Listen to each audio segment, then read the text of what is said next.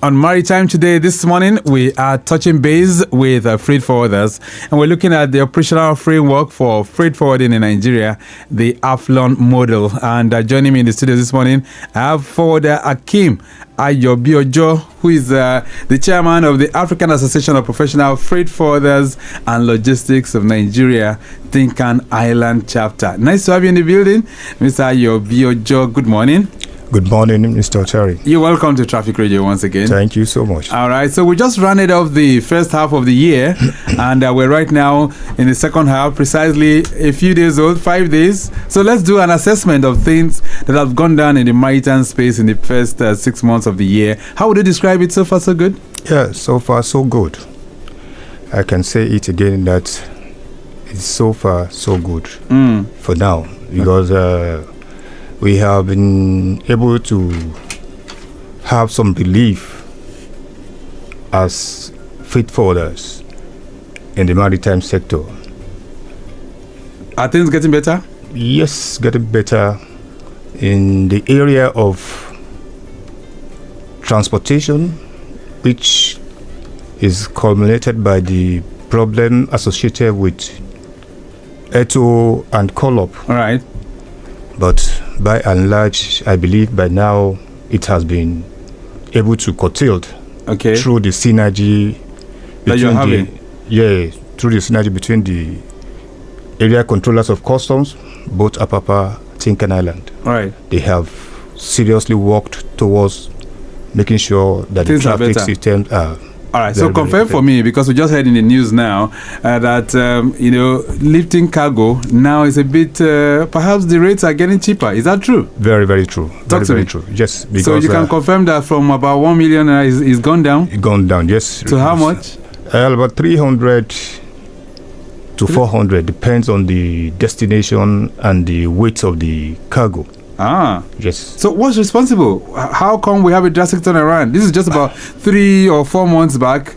Most of you freight forwarders, most of the importers were complaining. So what was the change? Yeah, like I have said, there are some cabals that capture the importance of this ETO and call-up. They somehow sabotage the efforts of the Nigerian Ports Authority, Nigerian Shippers Council, NIMASA, in making sure that everything works right for the importers and we the agents. By doing what? Causing unnecessary traffic jam on the road, thereby delaying the trucks entry to the terminal, either to go and deliver the export for exportation, all right, and the import clearance of goods. So let's look at Tincan Island, where you superintend, as the case may be. So how are things been in terms of cargo clearance with the Tincan Island ports? Well, like I said, we are having relieved at the Tincan Island terminal through the able leadership of the customs controller, Frank Oyeka. His method of approach to issues is well commendable, which every one of us knows his efforts so far. Right. So talk to me, what are those methods? What's he using? Well, I mean, what are the strategies that he's putting in place just to ensure that we can have seamless clearance of cargo? Yeah, just like you have, we have the CG collaborating with other government agencies. So also, he also imbibed in that culture, collaborating with all the agencies, representatives in the port, to work together and to make sure that things work out, especially this National Single Window project, right, and the B Odogu, the local network customs provides. Yes, put in place. So is the B Odogu, is it working properly? Gradually it's working.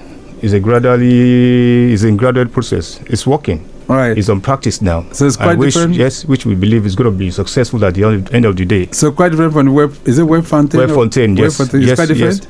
Yes. So this one is more efficient? Yeah, we believe it's going to be more efficient because this is Nigerian project, not international contract project. Right. Okay, so for those who might not really understand what we're talking about, and a lot of times we mention freight forwarders.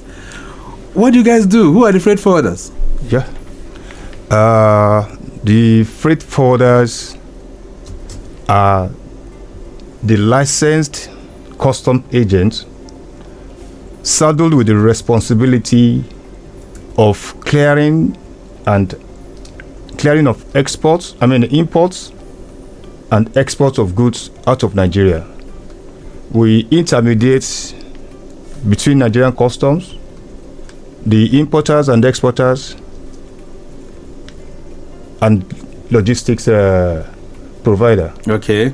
So it is your duty to ensure that goods are, properly cleared from the ports. Yes. And then put on the logistics arm. I mean, those that are going to go through the trucks. You hire the truck. Yes, we have some liable contractors we engaged in towards that.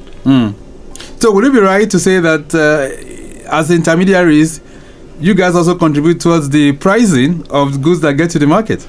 Actually, when it comes to pricing of our services differs. Depends on your background, your stability in terms of operational standard. So in that pricing, I can't say there is stability for now. But like we have a CRFFN. Yeah. The Council for the Regulation of Freight Forwarders in Nigeria. Yes, it organized a workshop recently, being some days ago at Rockview Hotel, where this pricing mechanism to put in place. Right. So it's still under review and working. Okay. So hopefully when next we meet, we'll be able to come to conclusion. Yes. All right. So we hear of freight forwarders. So who are those that are APFFLON? I mean, how different is APFFLON to other licensed custom agents? Yeah. Thank you.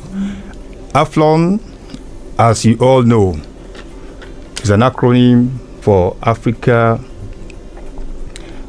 Association of Professional Freight Logistics in Nigeria, APFFLON.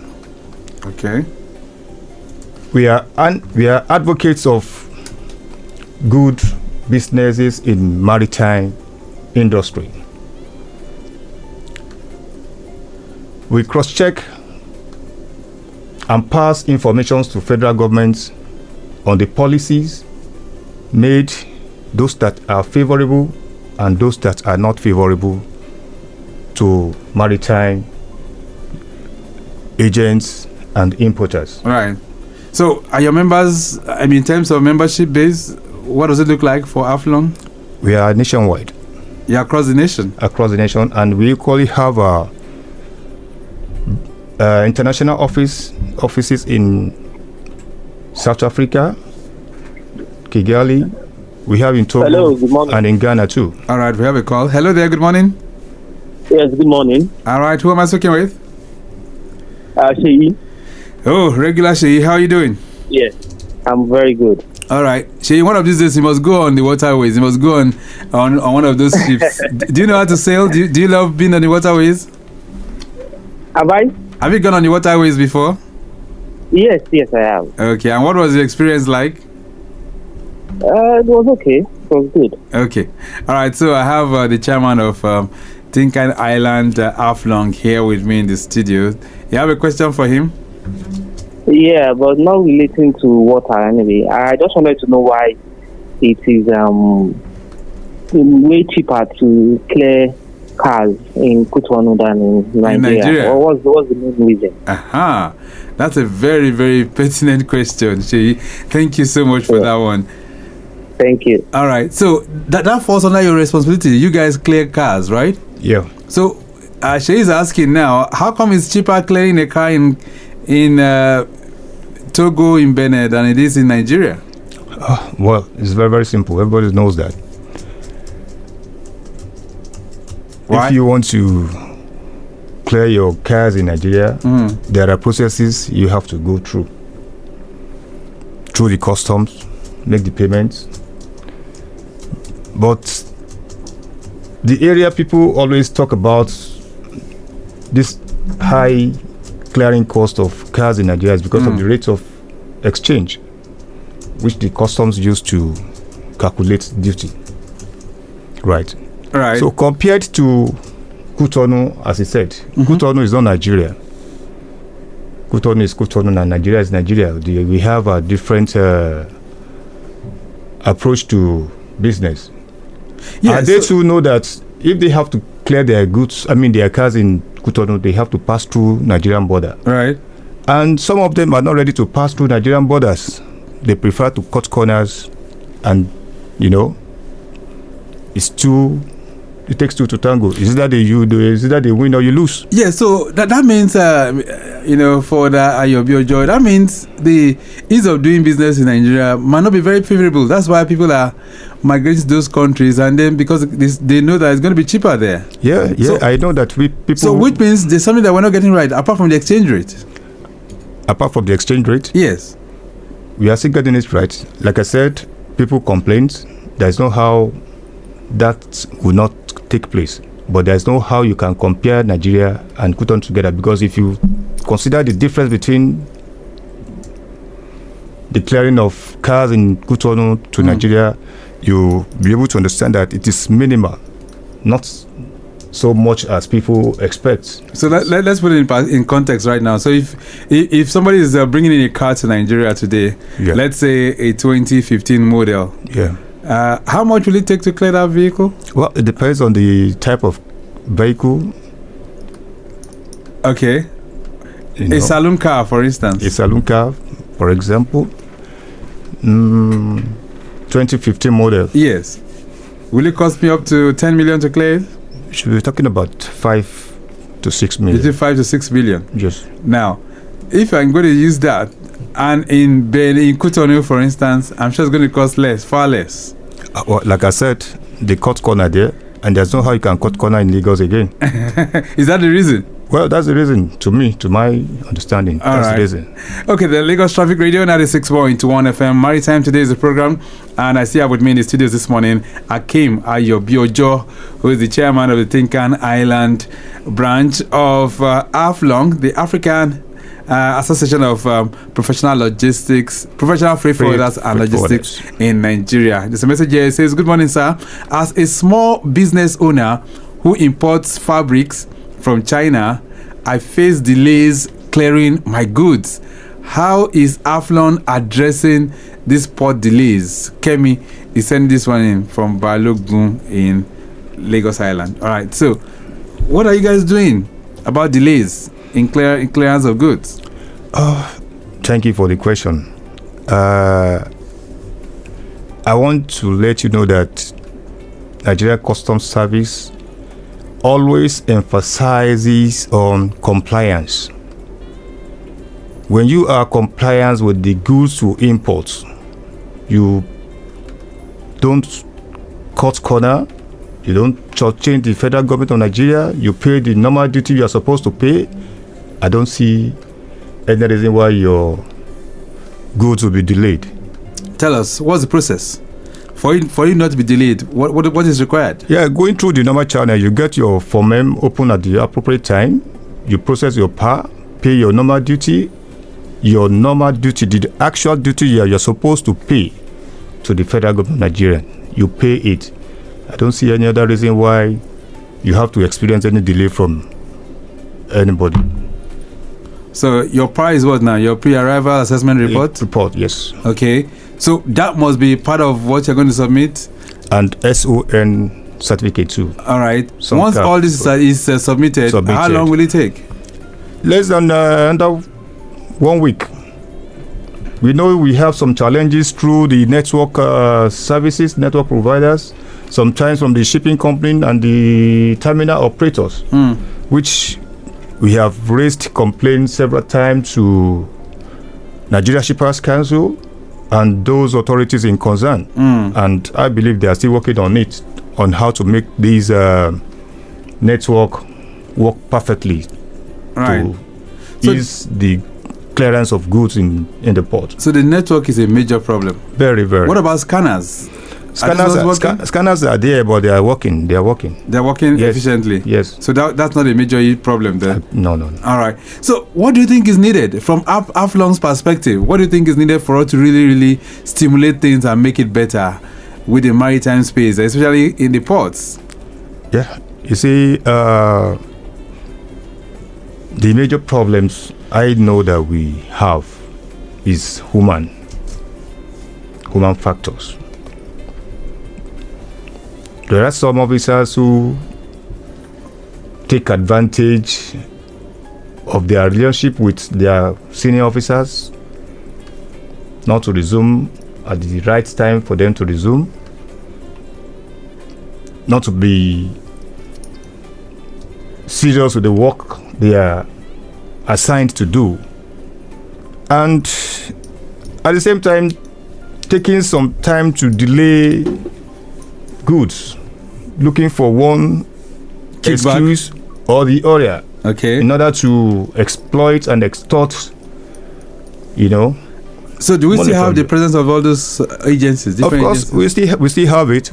But like I said, the current controller of customs in Tincan Island is working is seriously and assiduously working to make sure that things goes normal. All right. 09153877127.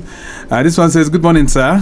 I once had a container stuck at Tincan Island for 14 days due to documentation issues. Can APFFLON or the responsible agencies simplify this clearance process? Osita is sending that one. Osita, thank you so much. So, if you have that, people will be paying demurrage. Is that not correct? Of course, yes, they will. So, what's government doing about that? It's not my fault that these things are delayed sometimes. So, why would I have to pay? Well, that is one of the major issues as well. Demorages and storages, as the case may be.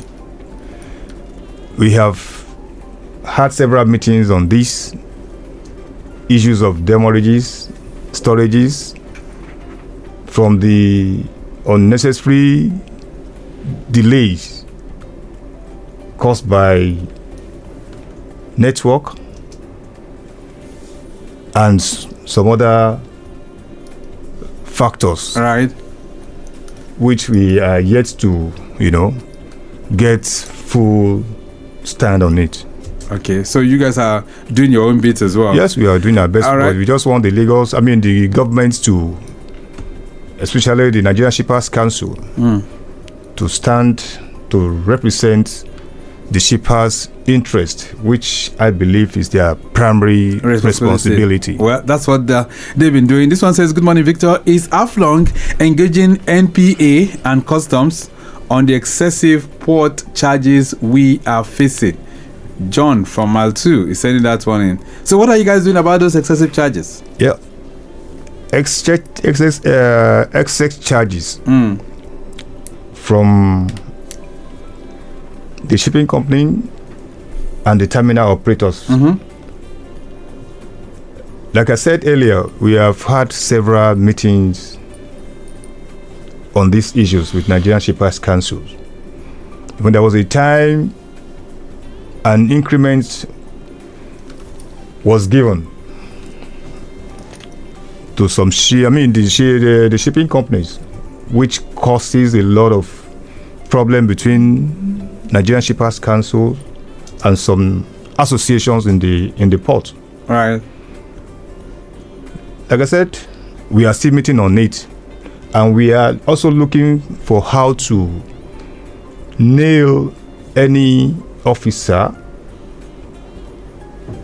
that is found wanting.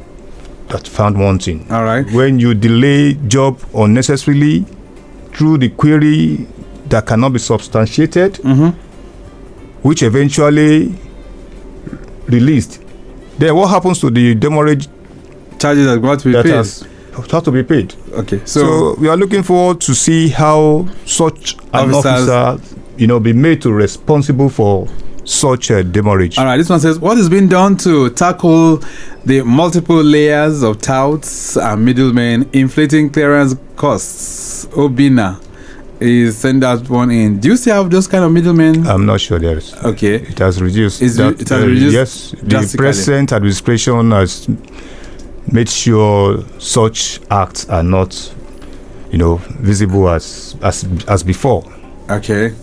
All right, then. So I understand the earlier reported accidental vehicle on the Eco Bridge in West Costain. They've been towed off the road, so it's much better right now. Let's begin to round this all up. So where do you see the maritime industry moving to? Are we on the right track right now? Ayobiojo? Yeah. With the present Minister of Marine and Blue Economy, the legacies is laying for maritime industry to be of international standard, coupled with Nigerian customs under the current CG controller, CG, Mr. Wali Adeniyi. Mm-hmm. I believe things are on the right track. Nigerian maritime industry will be a thing of glory to Nigeria. All right, then we'll leave it at that for now. There's a lot, I'm sure, to talk about, but of course, time never really our friend. Ayobiojo, it's nice having you in the building. Thank you so much for being here. Thank you so much, Mr. Oteri. Okay, then, so we'll be looking at the operational framework for freight forwarding in Nigeria, and we've done that from the viewpoint of APFFLON, which is the African Association of Freight Forwarding, Professional freight forwarders and logistics of Nigeria. All right, then, we have to go, and I must say a very big thank you to Mike James, who has produced the program this morning.